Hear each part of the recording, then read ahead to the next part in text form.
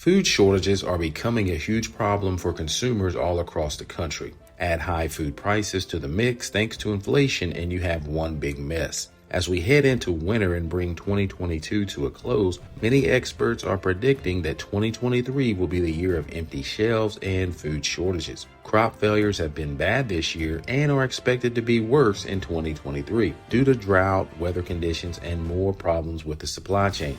So far this year, we've already seen many product and many food shortages. For example, the tampon shortage, tomato shortage, or the baby formula shortage. Now, in many parts of the country, we are experiencing an egg shortage right now. Egg prices, as you know, have soared in recent months. Last month in October, egg prices jumped 10%, which was the largest monthly increase of any grocery item on average. Now, consumers are really starting to feel the pain of inflation, and many consumers have shifted to cooking and eating their meals at home. However, for many people, they're not finding what they need on the store shelves when they go shopping. Now, according to a new report, 1 in 5 consumers aren't finding what they need at the store thanks to inflation, the supply chain, and food shortages. Now, food manufacturers are also starting to navigate and combat inflation in their own way, but unfortunately, that's hurting us, the consumer. Now, I'm sure that you've experienced this for yourself. I'm talking about shrinkflation and skimpflation. But as you know, these tactics are nothing new. Food manufacturers have been doing this sort of thing for years, selling you the big bag of chips, but inflating half the bag with air, or charging you the same price for laundry detergent, but making the bottle an ounce or two smaller. Now, according to reports, there are several factors that are causing these empty shelves and food shortages that we're experiencing right now. Now, to name a few, many manufacturers are complaining about the lack of labor in the manufacturing and transportation sector, which is driving inflation on goods even higher, again hurting us, the consumer.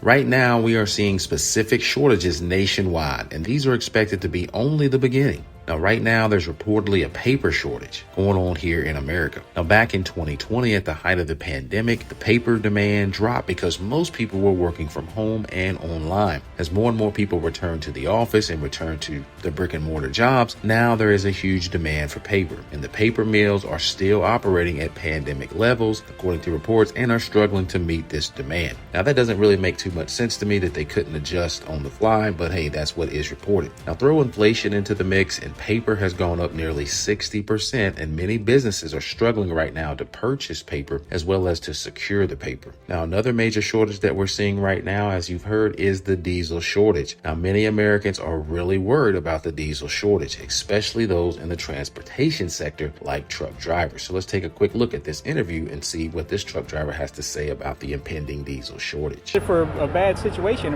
if we can't get this fixed. Talking with truck drivers Thursday in Hagerstown, there is a real sense of worry over the possibility of diesel shortages.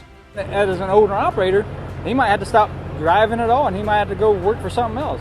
We don't know. We might all be on unemployment. Another shortage that we're experiencing right now is certain prescription drugs and other over-the-counter medication. Now, some of the prescription drugs currently that's hard to find is albuterol sulfate, amoxicillin, and Adderall, among other pain management medications. Now, some popular over-the-counter medicines like Tylenol cold and flu, as well as fever reducer, are also hit and miss at your local pharmacy or your local grocery store. Vitamins and supplements, as you have seen probably, are also in short supply right now. So how do we navigate this food shortage as well as this supply shortage that we're seeing and that we're currently experiencing? Well, guys, there is no simple answer, but one thing that we can do is to stock up right now. Of course, with the understanding if it's available at your local store and if you can afford it. Go ahead and purchase the things that you need right now. Again, with the understanding that you will have them when you need them. Now, I'm not talking about hoarding, but I am talking about prepping and stocking up on items that are hard to find, and also stocking up on items that may become harder to find once 2023 rolls into full swing. Now, as you know, we rely heavily on China for many of our prescription and over-the-counter medication ingredients. So if we are in World War III, guys, or military conflict with China, expect these goods to be non-existent or really hard to find. So that's why you need to stock up on these right now if you can. So please go ahead and buy what you need if and when these are available. Now, I know when prepping for Shtf or just prepping in general, look to the future, because again, in the future, it's likely going to cost much more than it costs right now, and it may not even be available. So again, guys, as you can see, especially in 2023, it looks like it may be dubbed the year of the food shortage, or aptly called the year of shortages. So please get prepared right now and start prepping if you haven't already. Now make sure that if there's any item that you use a lot of and you want to have that item if SHTF does break out, then the only way to accomplish that is to go out and prep that item right now. Because as you know, SHTF will be very difficult. But at the same time, it doesn't have to be SHTF that causes a supply chain problem or empty shelves. A simple prolonged power outage, an internet outage, a natural disaster, or something more complex like an EMP attack. So either way, guys, make sure that you and your family are prepping and are properly prepared for any disaster or SHTF scenario that may come your way. But again, I want to thank you guys for watching this short, quick video. Continue to prepare, and as always, be blessed.